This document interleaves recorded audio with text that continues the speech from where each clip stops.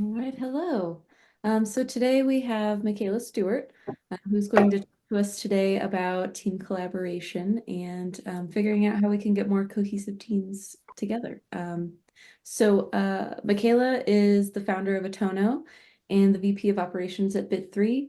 She brings a wealth of experience in spearheading startups towards sustainable growth and innovation. Her multifaceted career encompasses critical roles offered throughout fractional C-suite leadership to numerous startups, driving them to achieve operational excellence and scalable product development. She's passionate about mentoring founders and entrepreneurs, and she shares her journey and strategies as a speaker, aiming to guide startups to long-term success with strategic insight and operational acumen. So without further ado, Mikayla, go ahead and take it away when you're ready. All right. Well, hi, everybody. Great to see everyone. For reference, I'm in Vancouver, so it is an hour earlier for me. It's not as bad for me. So today I want to talk about creating shared understandings. And I specifically refer to it as this because building a team is great, but having a team that actually all understands the same thing, way better. I think we can all agree to that. It's just so much better when everyone's actually on the same page. But a lot of companies, especially startups, don't focus so much on this piece. And this is what I've noticed working with everyone over the while. So we'll start with a little bit of housekeeping. If I can remember how to use arrow keys on Canva. So I've got a little agenda here. I love just laying out the plan. So I'll give you a little bit about me. Obviously, Mindy had the lovely little intro that I gave her. It's always so nice to hear everything that's great about yourself because I feel like we don't often say it to ourselves. And then I'm going to go into a bit of an overview of like what shared understanding is, then really identifying that misalignment, and going into some strategies for building those teams with a shared understanding. A key component is establishing common terminology, and then some effective knowledge sharing techniques, which really help facilitate that shared understanding in a long-term fashion. And then overcoming some barriers, and we'll have a nice little wrap up. And then Q&A, where you guys get to ask me whatever questions you feel like. So about me, I am the VP of Operations at Bit3, which is a startup consulting firm. I am also the founder of Atono, which is really whatever I feel like doing on any given day. I am an innovator, and gosh, I just love being in startups. It's just so fun. So I have a diverse expertise. I've worked as a fractional CPO, a COO, and a CTO. I have also worked as contract product manager, contract operations strategist. I've been all over the place with about 55 startups now over the past 2 years.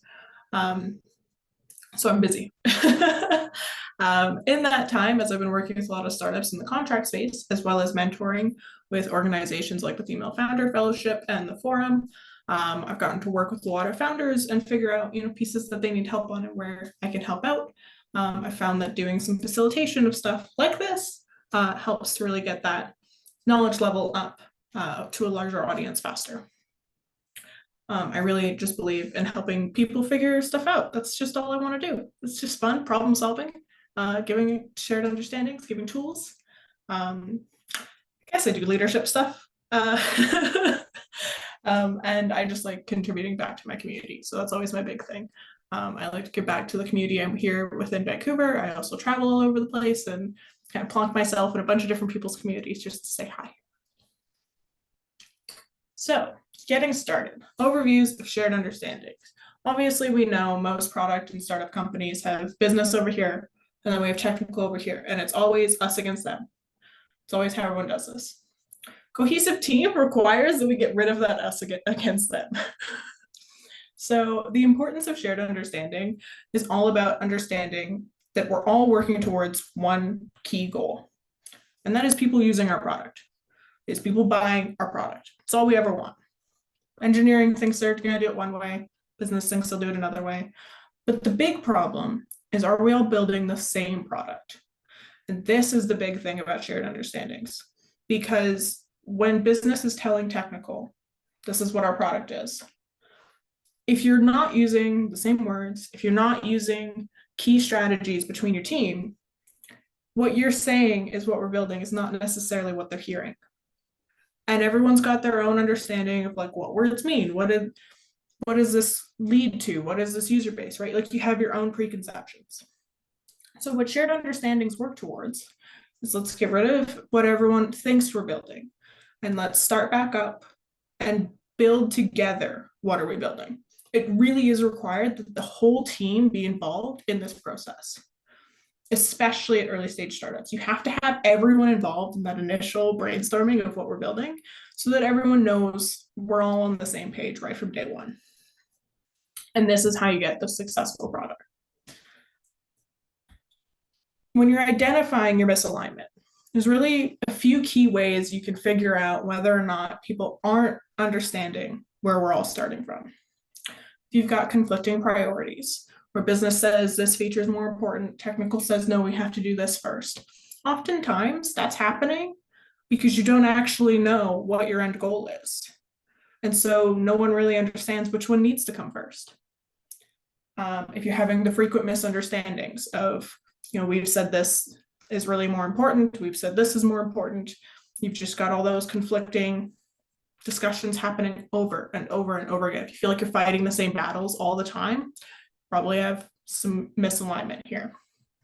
You're missing deadlines, things like aren't being communicated properly of how long it's going to take. Technical doesn't feel like they can be honest about how long things are going to take, or they're overestimating or underestimating, or business is putting a lot of pressure of like, no, you have to get it done by this date.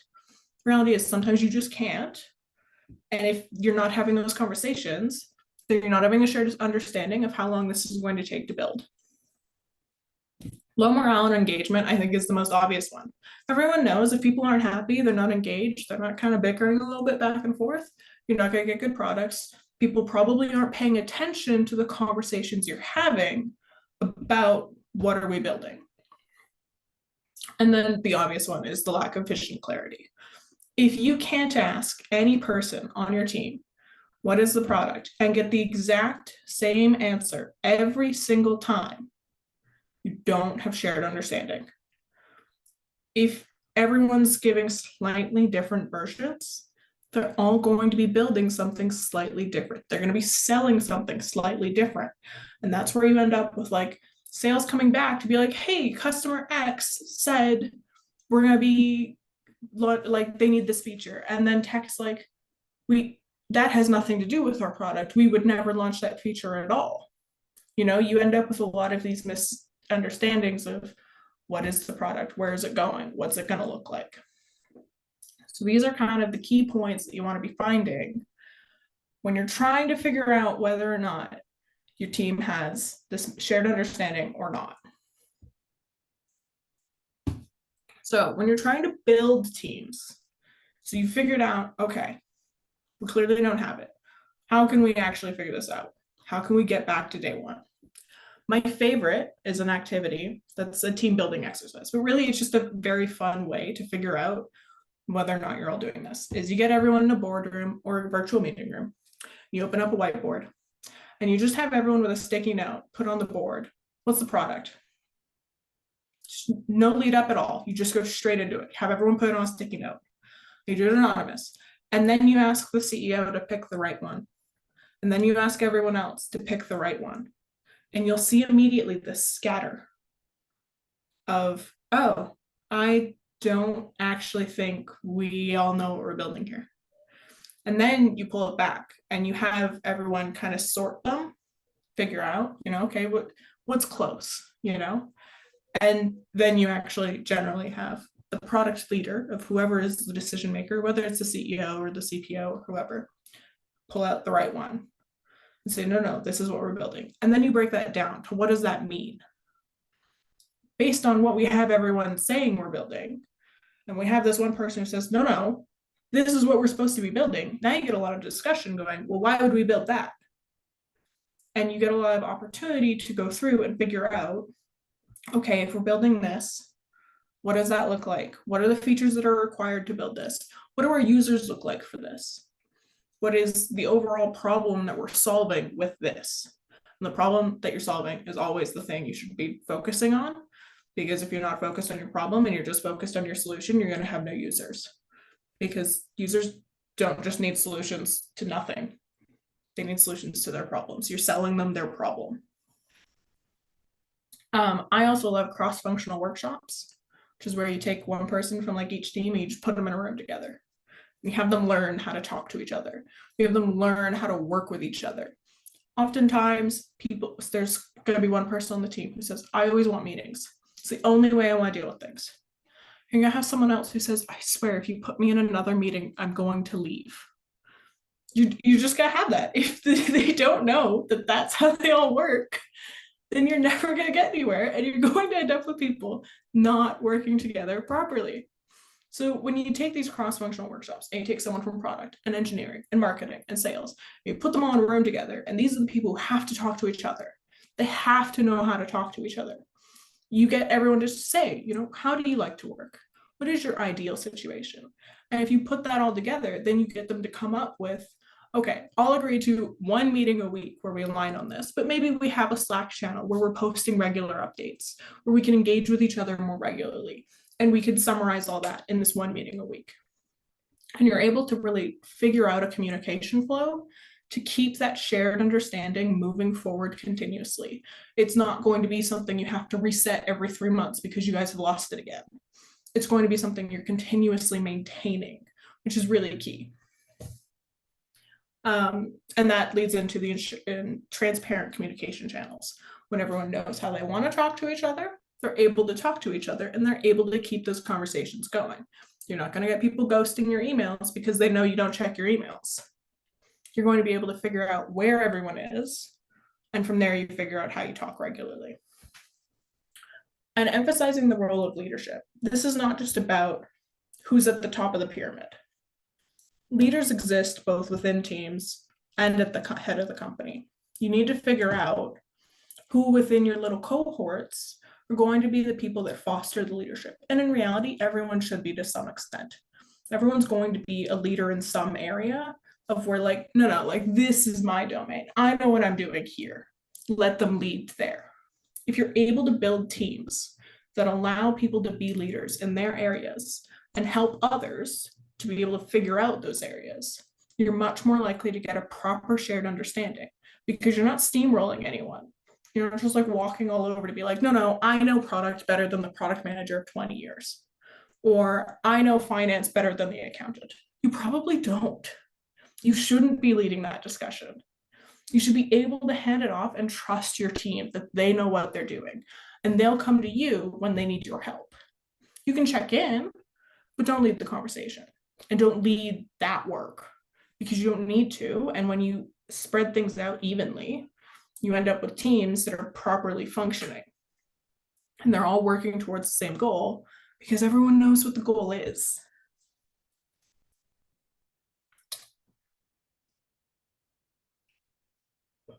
Okay. So from here, we lead into establishing common terminology. This is my favorite thing because we all know everyone has their buzzwords. And we all know that nobody pays attention to what everybody else's buzzwords are. Tech has theirs, business has theirs, marketing's over here with theirs, products over here with theirs.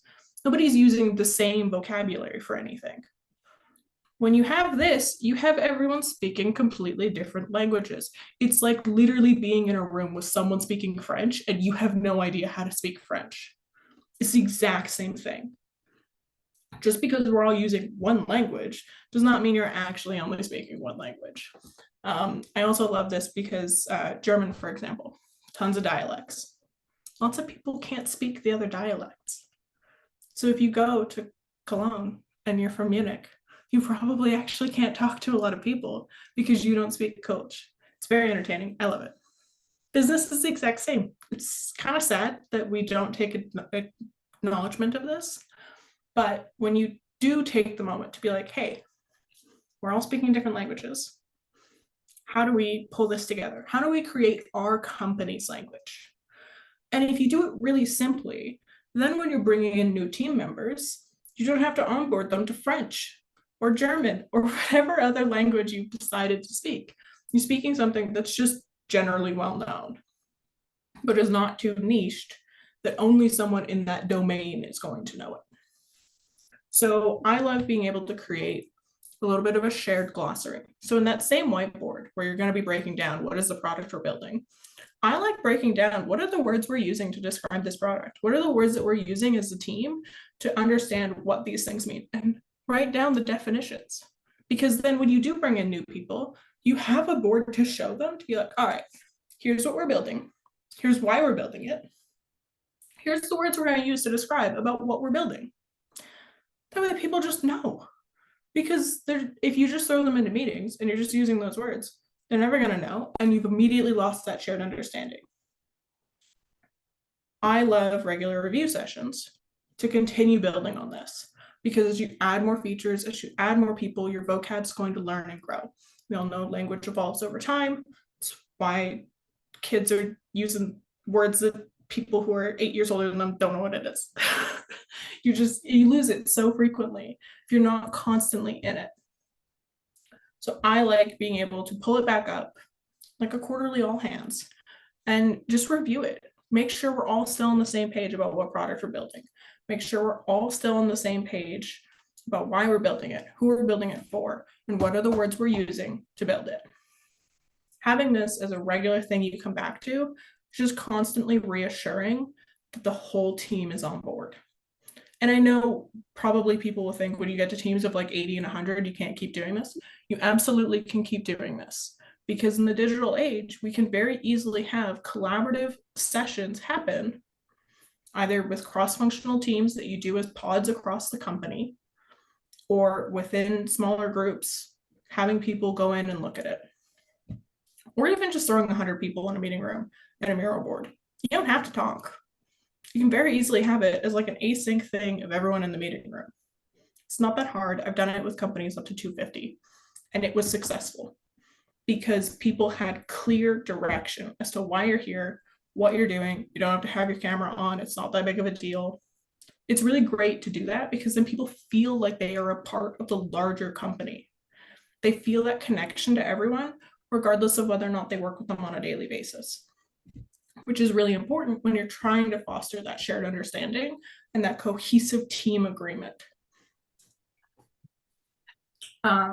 So moving into the knowledge sharing techniques. I'm a ClickUp addict. If you look at my LinkedIn, I talk about it all the time. It's so good. I've been using it since 2018. I'm obsessed with it. You can add people in it.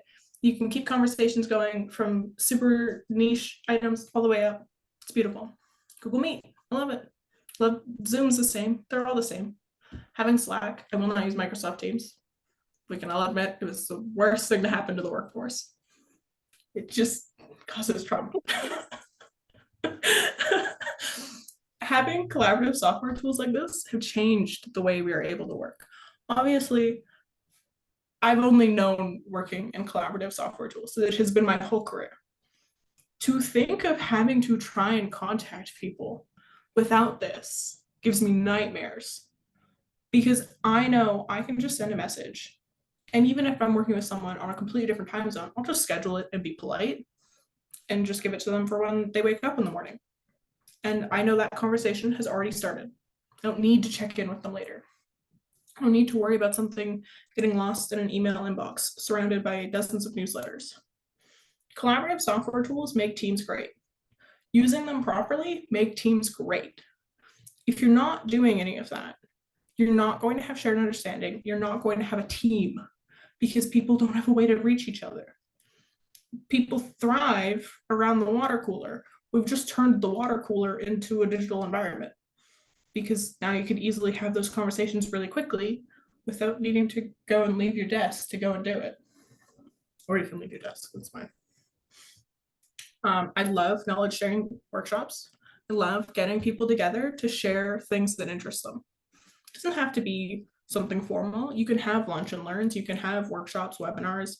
You can just have like a 15-minute, hey, I want to get the team together and show them something cool I found that's going to help us build this next feature. Or being able to share customer feedback that you got that was, hey, you know what? Actually, I want to bring this up at Sprint Demo, that we had a whole bunch of customers tell us something was really great in the last product launch. Developers are going to feel great hearing that. Marketing's going to feel great that they were able to market it properly. Product feels great because they came up with an idea that was great. Having places like that where people can share positive things positive learnings, interesting facts, increases your team morale, increases communication between the team. It's just an overall great experience. Opening them up across company, way better. Marketing may not know anything about the database structure that you're presenting in your lunch and learn, or this cool new dev tool that you found, or vice versa. But if they show up, they're interested in things you are building. They're interested in your work as well as their own. And that really helps ensure that, like, as you're building towards this great product, you're also building a culture that cares about it and cares about its team. I also love internal mentorship programs. This is one of my favorite things I've implemented at a couple startups now. They're great from like size 30 and up. Basically, you pair people completely random. You don't need to have any structure to it. It doesn't need to be a senior dev with a junior dev, or a senior marketer with a junior marketer, or anything like that. Having mentorship programs cross collaborative company is great, because people are now talking and engaging about things that they might not have otherwise been thinking about. Pairing a developer with a salesman is fantastic, because we all know developers can't talk to people, but they need to be able to talk to people. So we can't just let them stay in their little box, stop talking to people. And we all know salespeople have no idea how the product works sometimes. They took a look at the collateral and they said, all right, fine, I'll sell that. When you pair people up across company, pairing this dev person with the sales, they're going to be having regular conversations about what the other person's doing.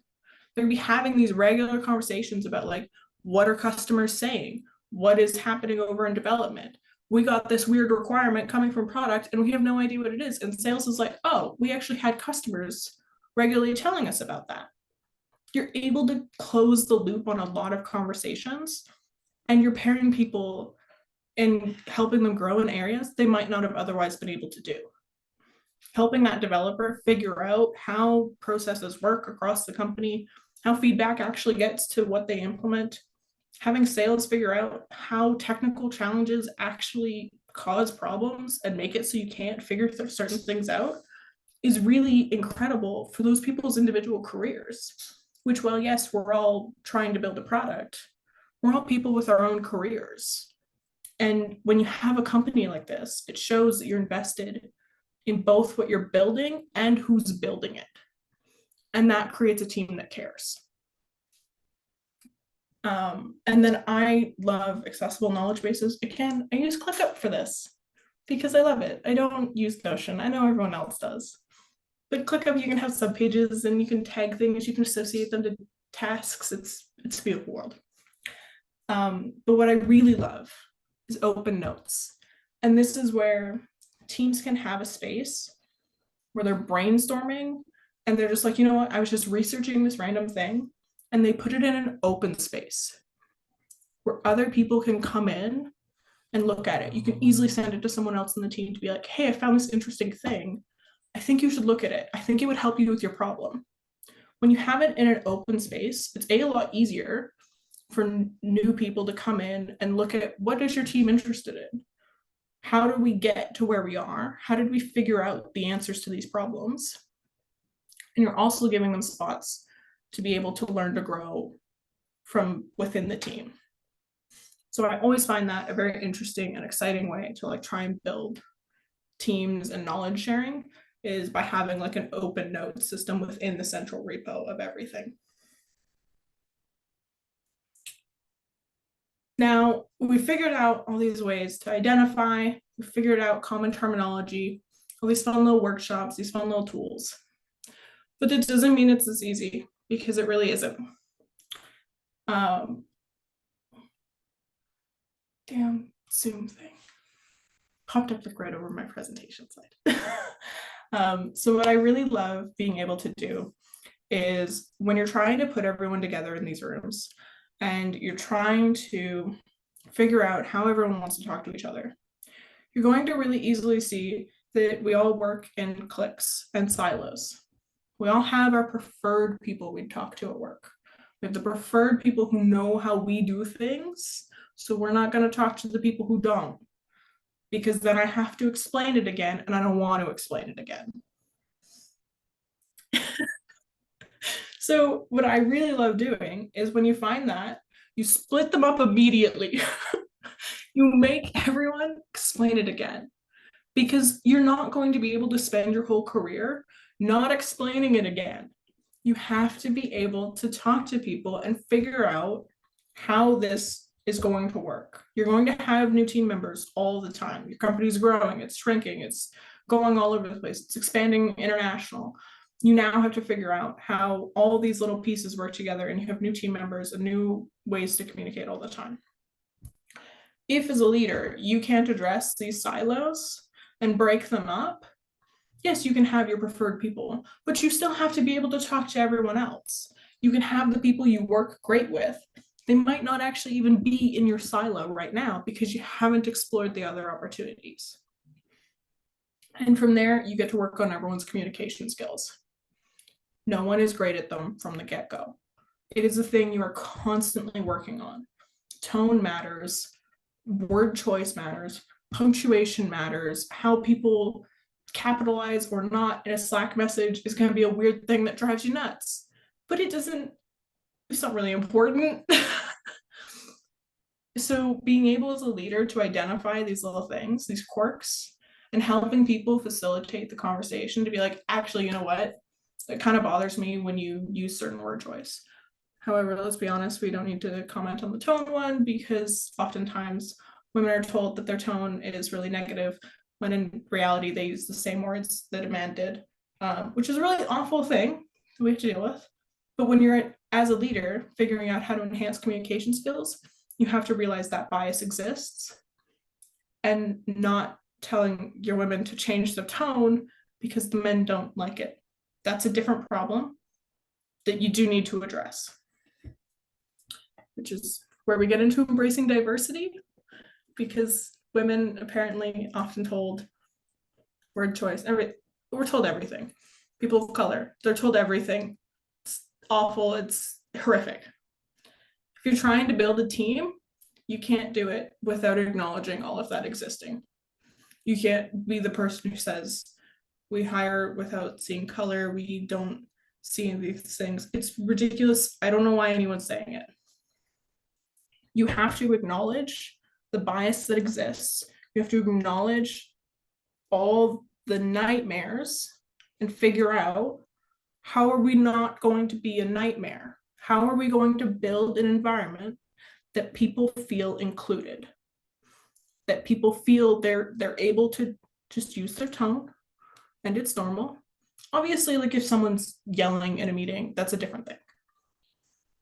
But if people are talking normally and using normal words, let's just acknowledge the fact that they're being normal. Doesn't really, I don't know. It's a thing that's driven me nuts for my career. I don't get it. I love being able to move all that in to these regular alignment meetings. Now, I think a big thing that a lot of people don't realize is a meeting doesn't have to be a thing on a calendar that is a 30-minute, let's all get together and chat. It doesn't need to be that. A meeting can be so many different things. It can be we all collaborate on this one ClickUp task once a day of what are we all up to? And then you can engage in the conversation async. It can be yeah, okay, we hop on a call for 5 minutes, go over everything, make sure we're all on the same page. It can even just be you checking in with someone once a week of, hey, I'm sending you this message to let you know I'm working on this. What are you up to? And sending it back. Having those as regularly scheduled check-ins don't need to be 30 minutes on the calendar or an hour on a calendar where we talk about everything under the sun, and half the time 30% of the people that were there didn't need to be there. Keeping in mind everyone's time and their engagement levels is how you get great teams. I find it's really important to be really innovative with how you do your alignment check-ins. If no one on your team wants to do a stand-up, maybe don't do a stand-up in the traditional format. Maybe figure out something different. Maybe if you're an in-office company, it's slapping a sticky note on a whiteboard once a day of, hey, I need help with this. And when someone else has time, they go and check to be like, where can I help? those types of like very different out of the box thinking as to how the team will work together is how you build some really great teams who are really efficient. Because people oftentimes have like their cognitive load of like, I can handle this right now. I cannot also handle going to a meeting. I'm not in that space. If they're not in that space, they're not going to be helpful, and it's not going to lead to conducive work environments. It's not going to lead to progress. It's not going to lead to good teams working together. So I like being really out of the box and like letting people brainstorm together of how do we want to do this. If you have your like cross-functional group of sales, marketing, product, dev, let them decide together how they want to do their check-ins, which is then how you lead to transparent leadership. I personally believe you don't need to hide pieces about your company from your employees. I think being open about how things are going is how you get people really thinking creatively. I, for one, when I work with startups, encourage them to be honest about the runway, encourage them to be honest about how many people are using the product. Did a feature bomb? Or did it skyrocket right out the gate, way past KPIs?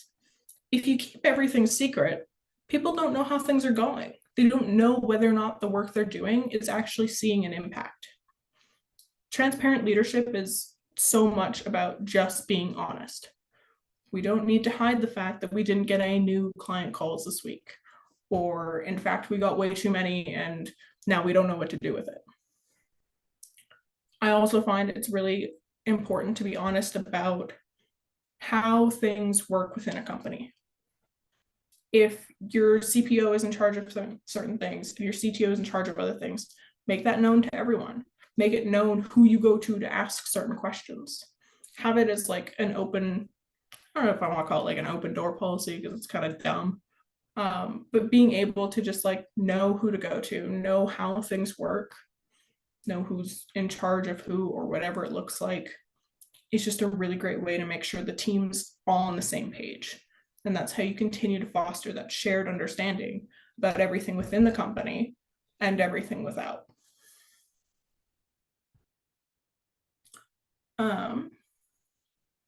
So coming to the conclusion, for a nice little path forward. Obviously, shared understandings are the biggest thing that get product companies off the ground. I'd even say service-based companies as well, because when you have a team that is just like smoothly operating together, it's a really great place to be. And therefore, people are putting in more effort, you're getting a better output. So again, I just really love being able to do the spotting misalignments. Then you get to build that shared understanding using your common terminology, you're sharing your knowledge, you're overcoming your barriers, you're just working together and you're figuring out how are we a team. And that's probably the biggest thing you can do with most things is just figure out you're all individuals. There's not going to be one recipe that works great. Figuring out your recipe is the best way to grow your business.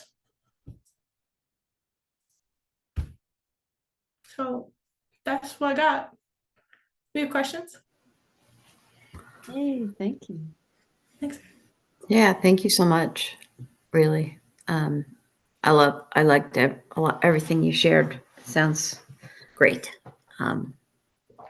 Yeah. I have a huge list of questions too, because there was a lot of really good content here. Well, fire away. What? Well, I think one that sticks out to me is kind of from your most recent slide just before the conclusion. Do you have any tips for building culture and like building that diversity? Like, yeah, do you have any tips on that? So one of my favorite activities that I do when I come in, because I come in as a consultant, nobody wants to listen to me. So what I love to do is find an activity that is so very non-work related to get everyone talking to each other. So my favorite is to do like a Jackbox games or Mario Kart. I've done a couple of times where we hop on a Zoom call, we play video games for like an hour, we have some drinks. I've done it once in office where I literally ordered pizza and we do it on company time. I'm not making people stay Friday nights. It's like 3 p.m. on a Thursday. Let's have some drinks of whatever, some pizza. Let's get to know each other as humans, because that's where I find diversity is really easy. If you know people as humans and not as the labels, it's significantly easier to have a conversation with someone because they're just a person. And I find it just makes it a lot easier to do that. And you end up building a culture because people know each other as people.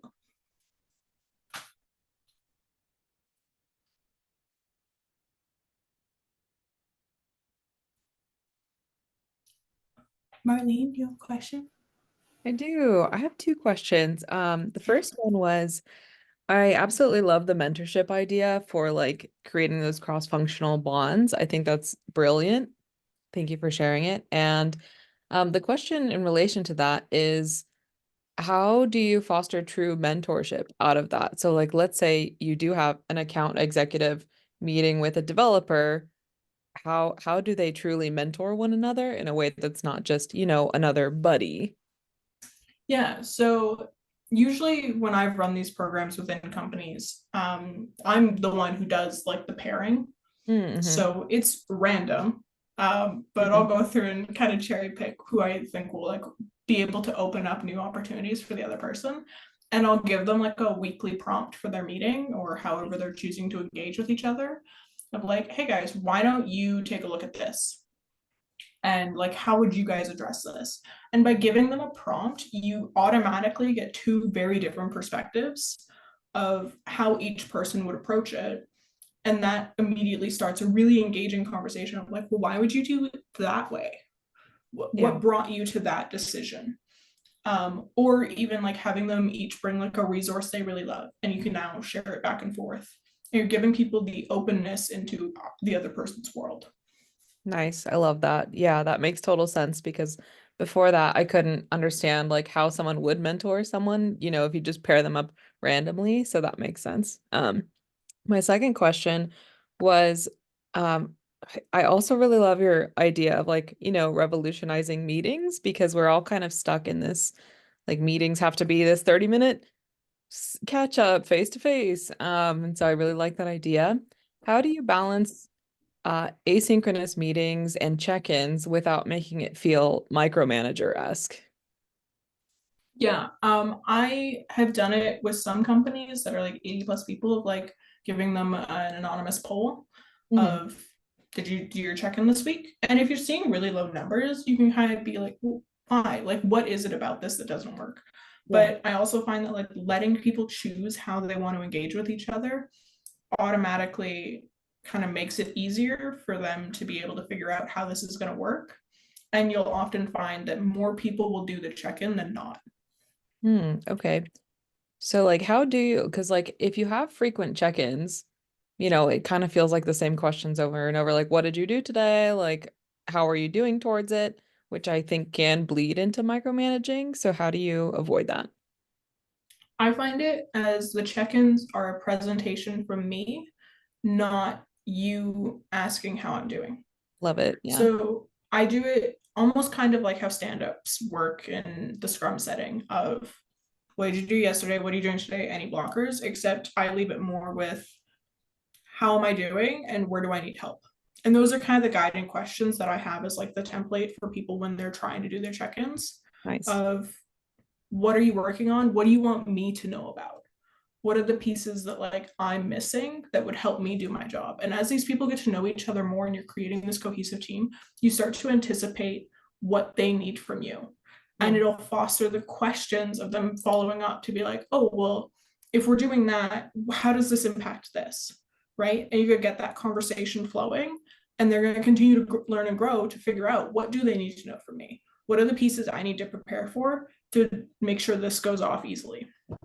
Yeah. Amazing. Thank you so much. Those are perfect answers. And I'll let Mindy take it away with her remaining list of questions. Well, feel free to butt in if anybody else has other questions. I just made a list. But for the next one, out of curiosity, earlier you mentioned something about like when you have like a domain expert leading a conversation. Let's say that there is someone who's been doing it for 20 years, someone who just started doing it, and the non-expert is trying to lead the conversation.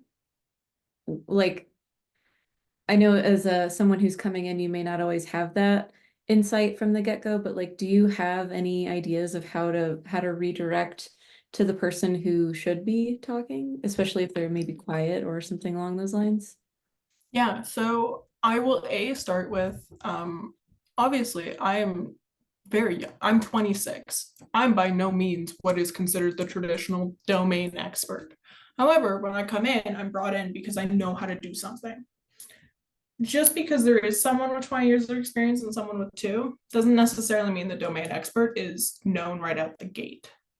So usually when I come in as my unknown party, I come in and I start to just look at people's individuals. Where do they shine? Where are their spots?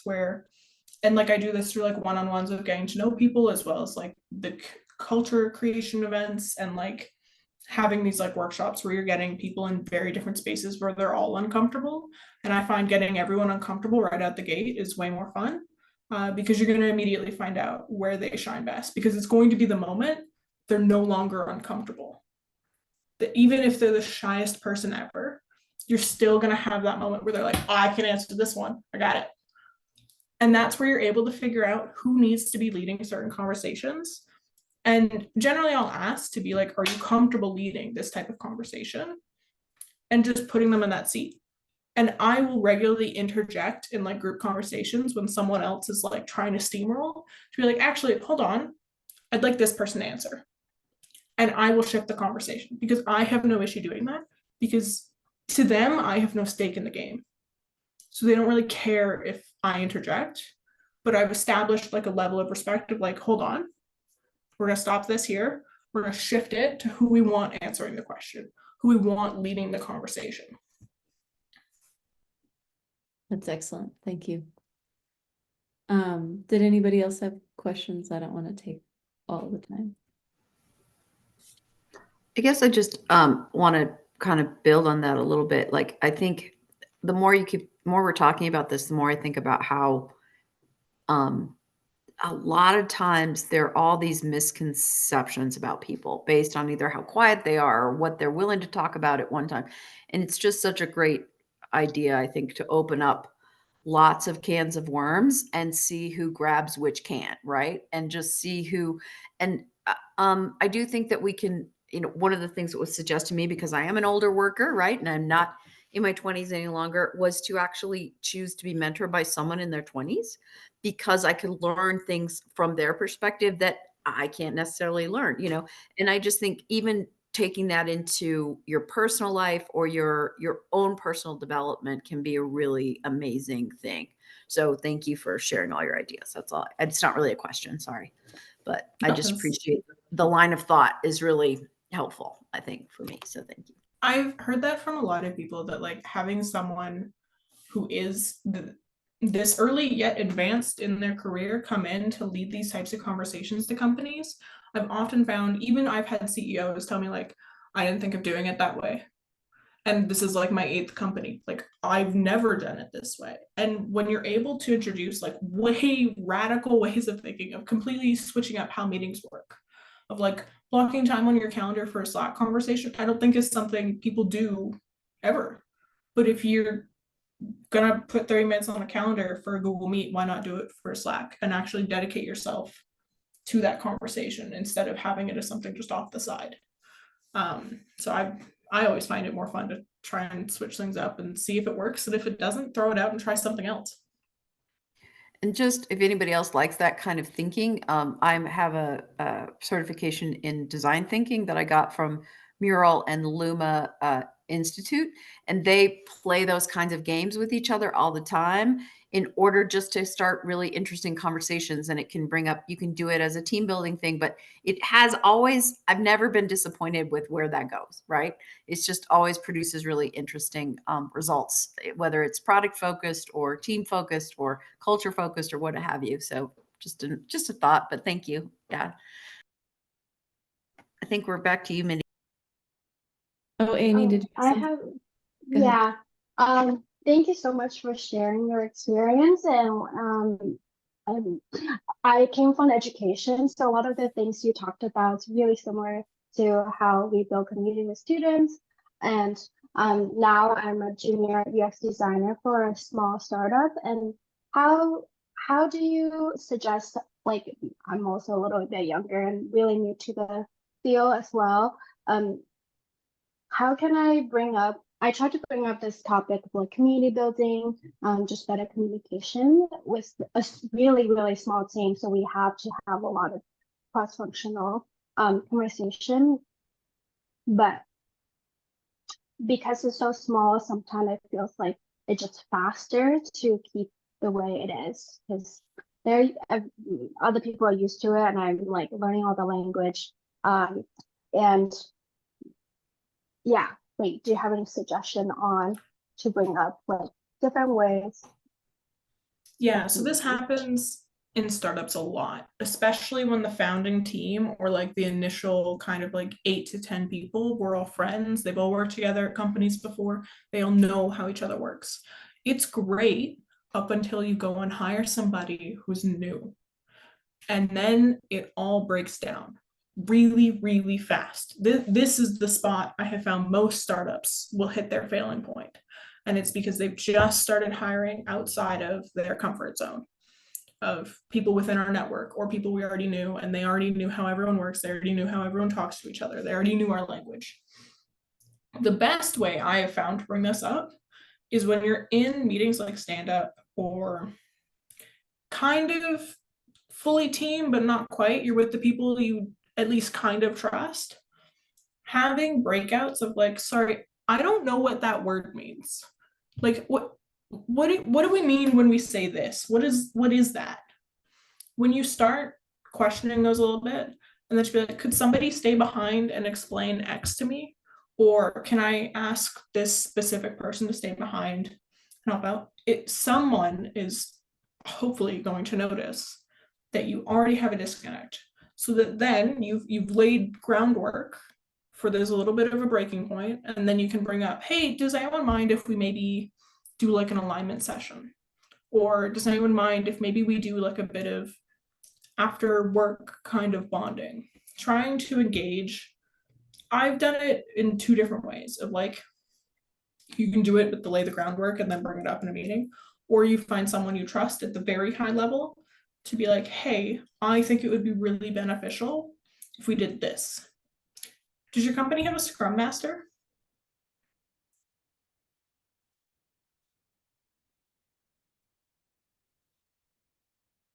Amy? No, sorry. Oh, no worries. It's really small. It's only like 4 people, and I do ask questions like that, and then also sometimes I feel like, oh, I have to learn a lot. There's a lot to catch up, and like there's definitely like it makes it really intimidating to not feeling like there's a lot of support on onboarding. That happens a lot, especially at the 4-person stage. I think anyone who's worked in a startup will know that that's unfortunately what they all do. Is everyone in startups are always really focused on getting their product out the door, and they don't worry about how the team gets there. What you need to do is either pitch for them to bring someone in to help them figure out how the team is going to get there, or if you're 4 people, I'd just bring it up to be like, I think it really matters how the team gets there.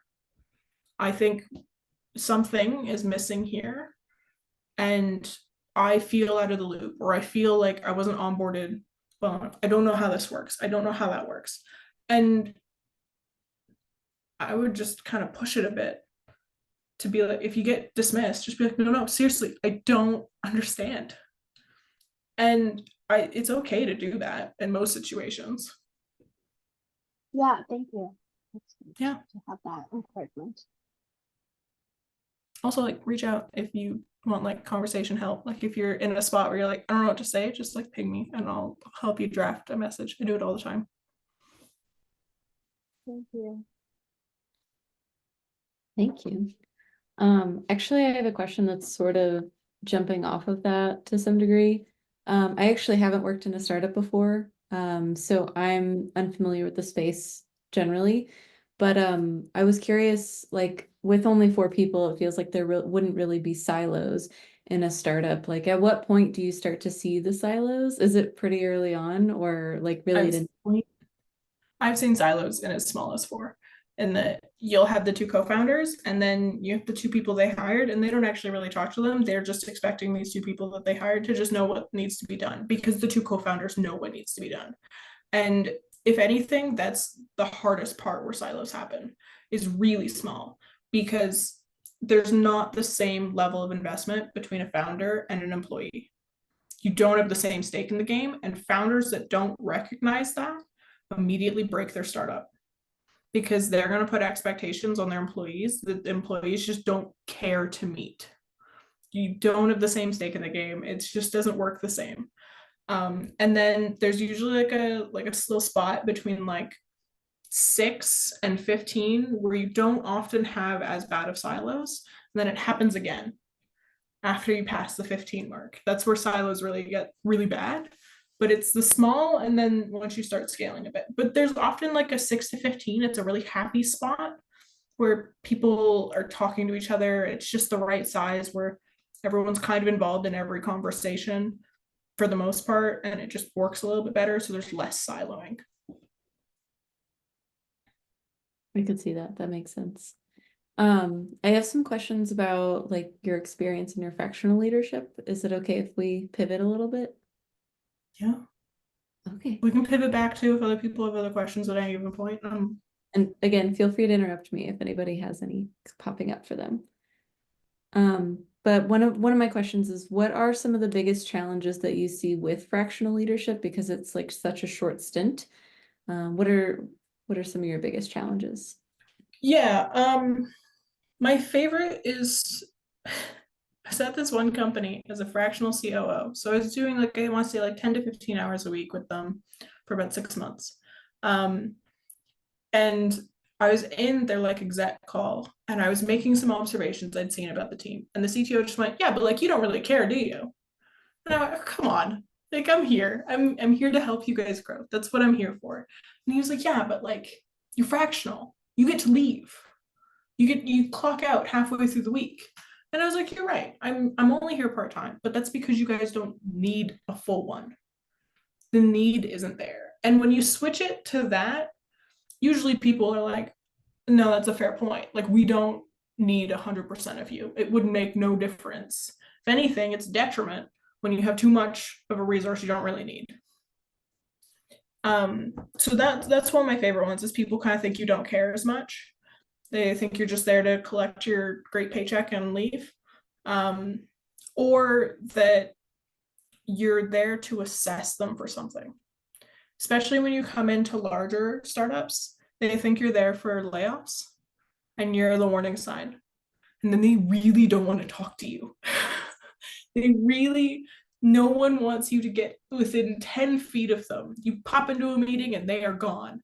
It happens a lot, especially once you're like over 30 and in the last about year or so, because everyone knows everyone's doing a layoff like every other week. And so people are just like waiting for it.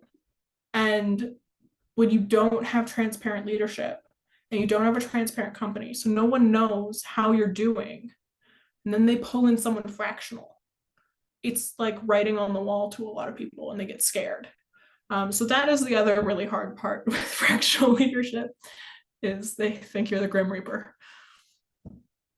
So do you have to find ways to like open up the cans of worms and try to open them up? Is that kind of how that That is generally why Mario Kart happens. I'm not really like the most extroverted of people, but I just like being able to chat, and I'm very open about who I am as a person. And I find that because I'm very open about who I am as a person, my bikes are in my background. Like I don't do the like fake background thing. It's just, this is my life. This is my office. I will regularly have dogs running about. People get to know me as a person, and then they're a little less scared of me. I find that like just humanizing myself and then trying to humanize a team is like a little less angel of death. And it's a little bit more, she's actually just here to help.